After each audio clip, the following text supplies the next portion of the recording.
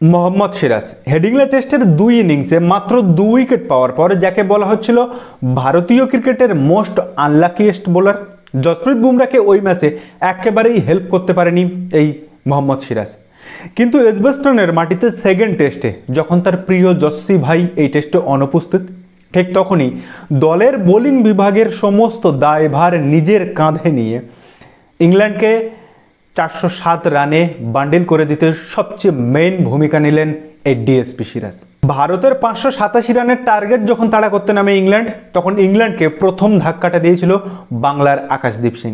এক ওভারে বেন ড্যাকেট এবং অলি পোপকে আউট করে প্রথম ধাক্কাটা দিয়েছিল।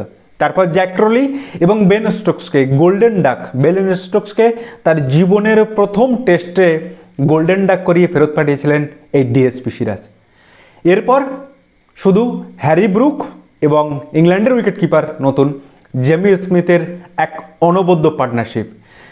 84 রানে 5 উইকেট পড়ে যাওয়ার পর সেখান থেকে 303 রানের পার্টনারশিপ করে ইংল্যান্ড সেই রানকে নিয়ে গেল 387 রানে 6 উইকেট। হ্যারি ব্রুকের 158 রান এবং ইংল্যান্ডের উইকেট কিপার ব্যাটার জেমি স্মিথের 184 রানের বাজবলের জুটি যখন ধীরে ধীরে ভারতের লিড কমিয়ে আনছে, ঠিক তখনই যেন নিজেদেরকে মেরে ধরলেন আকাশদীপ এবং মোহাম্মদ সিরাজ। দুজনে মিলে 5 উইকেট নিয়ে ইংল্যান্ডকে 407 রানের মধ্যে আটকে রাখলেন। গোটা ইনিংসটা যদি দেখেন তবে মাত্র 158 রান দিয়ে আকাশদীপ আর মোহাম্মদ সিরাজ 10 উইকেট নিয়েছে, যেখানে 20 ওভার বল করে 88 রান দিয়ে আকাশদীপ পেয়েছে 4 উইকেট আর মোহাম্মদ সিরাজ 19 ওভার 3 বল করে 70 রান দিয়ে নিয়েছে 6 উইকেট। বাকি যে 249 রান সেটা ভারতের বাকি বোলাররা মিলে দিয়েছে এবং তারা পেয়েছে 0 উইকেট। আর অন্যদিকে ইংল্যান্ডের ইনিংসটা যদি খেয়াল করে দেখেন তবে হ্যারি ব্রুক এবং উইকেট কিপার জেমি স্মিথ এরা মিলে করলো 342 রান আর বাকি 65 রান করেছে ইংল্যান্ডের বাকি উইকেট কিপারগুলো। এই ম্যাচে 6 উইকেট নেওয়ার সঙ্গে সঙ্গে সিরাজ ওভারসিজ বা সেনা কান্ট্রিতে বিশেষ করে অস্ট্রেলিয়া, ইংল্যান্ড, নিউজিল্যান্ড এবং সাউথ আফ্রিকায় 5 উইকেট নেওয়ার রেকর্ড গড়লেন।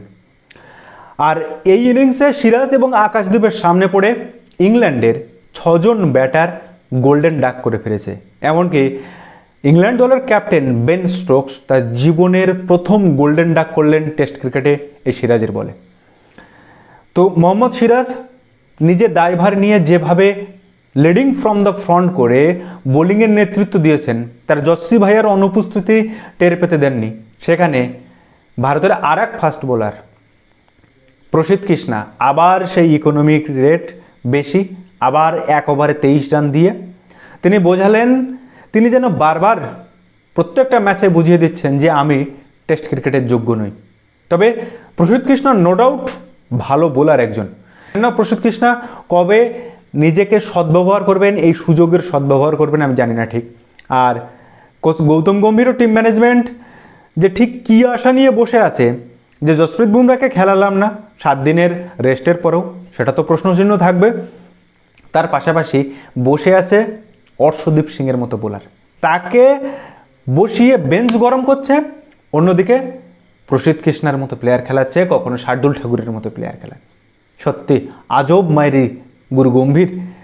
আর অজিত আগারকারের কথা যত কম বলা যায় ততই ভালো। মোহাম্মদ শামিকে না পাঠানো, আরে আনফিট মোহাম্মদ শামি কি করতে পারে সেটা 2023 ওয়ার্ল্ড কাপে গোটা বিশ্ব দেখেছিল।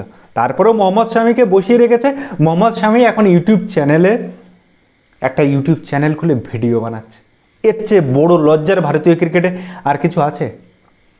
তো যাই হোক, এবার আসি একটা জায়গায়। আমি গত ম্যাচে যেটা বলছিলাম যে ভারত কোন জায়গাটায় হেরেছে, লোয়ার অর্ডারে। এখন এই ম্যাচে লোয়ার অর্ডারে জাদেজার 89 রান এবং ওয়াশিংটন সুন্দরের 42 কতটা এফেক্টফুল, এবং টোটাল 5 নম্বরের পরে ঋষভ পান্তের পরে যে লোয়ার অর্ডার আমাদের যেটা টেল, সেই টেল মিলে এবারের ইনিংসে কত রান করেছে জানেন? 151 রান। আর ভারত লিড পেয়েছে কত? 180 রান। ফলে এই লোয়ার অর্ডার যে কতটা গুরুত্বপূর্ণ সেটাও কিন্তু এই ম্যাচে বোঝা গেল। এদিকে ইংল্যান্ডের লোয়ার অর্ডার করেছে কিন্তু 189 রান, তার মধ্যে একাই জেমি স্মিথ করেছে 184 আর ক্রিস ওকস 5 রান, বাকি সবাই গোল্ডেন ডাক। তাহলে ইংল্যান্ড এই জায়গাটাতে বারবার মেরে দিয়ে বেরিয়ে যাচ্ছে। আর ভারত প্রথম টেস্টে, প্রথম ইনিংসে কিংবা দ্বিতীয় ইনিংসে যেভাবে লেজগোবরে করেছিল লোয়ার অর্ডার, সেখান থেকে ভারতের এই লোয়ার অর্ডার আজকে কি দুর্দান্ত পারফর্ম করেছে। শুধু একটা জিনিস ভাবছিলাম যে গত ম্যাচের রবীন্দ্র জাডেজা আর এই ম্যাচের রবীন্দ্র জাডেজার মধ্যে আকাশ পাতাল তফাৎ। টেল এন্ডারদের সঙ্গে ব্যাট করা রবীন্দ্র জাডেজা আর টপ অর্ডারের কোনো এক ব্যাটারের সাথে ব্যাট করা রবীন্দ্র জাডেজার মধ্যে জন্য হিউজ ডিফারেন্স। ওয়েল ডিজার্ভড সেঞ্চুরিটা তিনি মিস করে গেলেন, যেমন করেছিলেন যশস্বী জয়সওয়াল। আর প্রথম টেস্টের প্রথম ইনিংসটা পুরোটাই তো গিলময়। অলরেডি প্রিন্স থেকে কিং হওয়ার রাস্তায় তিনি সফর শুরু করে দিয়েছেন। কি করেননি এই ব্যাটার, এমনি এমনি তো আর সিরিজ শুরুর আগে বলেননি যে I want to B the best batsman in this series, এবং আমরা কি ধরনের ব্র্যান্ড অফ ক্রিকেটটা খেলতে চাই সেটা গোটা সিরিজ আপনারা দেখলে বুঝতে পারবেন। নিজেকে ঠিক কোন লেভেলে নিয়ে গেছেন যে একজন ভারতের প্রথম টেস্ট অধিনায়ক হিসাবে ইংল্যান্ডের মাটিতে সবচেয়ে বেশি রান করলেন, সুনীল গাভাস্করের 46 বছরের রেকর্ড ভাঙলেন, আজহারউদ্দিনের 35 বছরের রেকর্ড ভাঙলেন।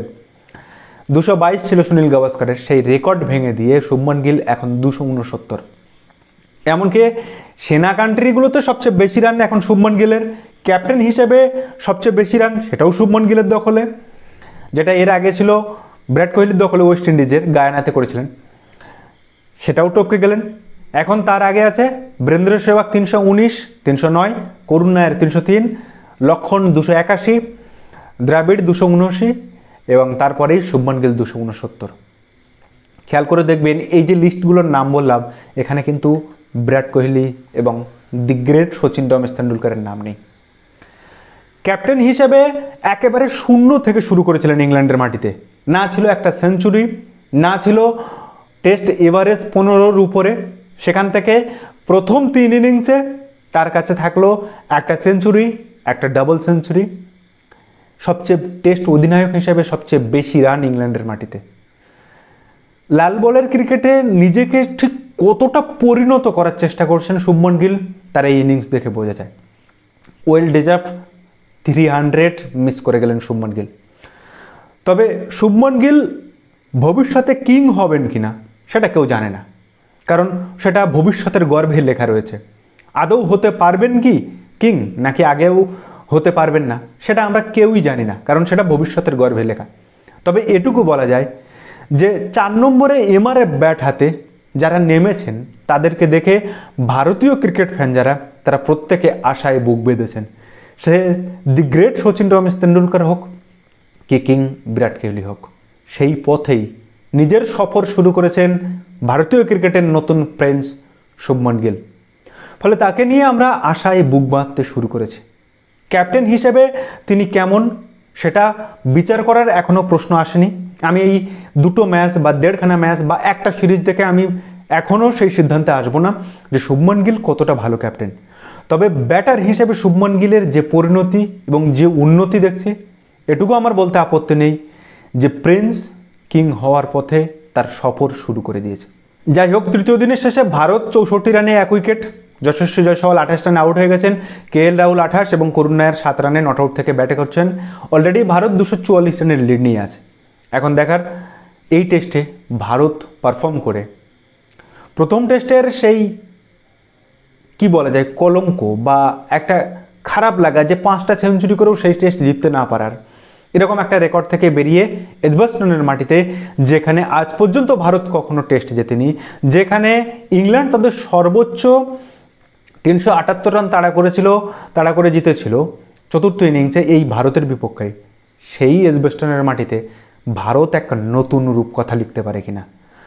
শুভমন গিলের নতুন এরা শুরু হয়েছে, সেই নতুন এরাতে ভারত আর একটা নতুন উপাখ্যান লিখতে পারে কিনা।